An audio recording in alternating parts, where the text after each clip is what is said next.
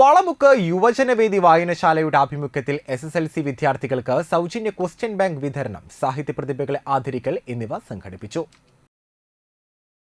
Novelist Sreelatha ഉദ്ഘാടനം ചെയ്തു. വായനശാല പ്രസിഡന്റ് KK രാമകൃഷ്ണൻ അധ്യക്ഷത വഹിച്ചു.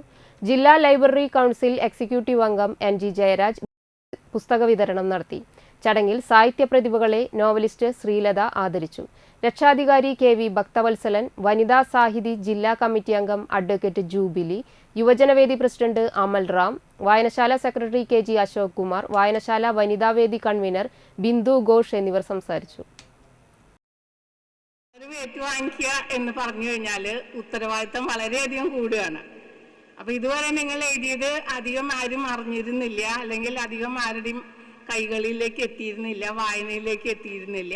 അപ്പം അതുകൊണ്ട് തീർച്ചയായിട്ടും ഇനി കൂടുതൽ ഗൗരവത്തിൽ കൂടുതൽ അതിനായിട്ട് സമർപ്പിച്ചുകൊണ്ട് തന്നെ എഴുതണം എന്ന് മാത്രമാണ് ഇതിൽ എനിക്ക് നിങ്ങളോട് പറയാനുള്ളത്.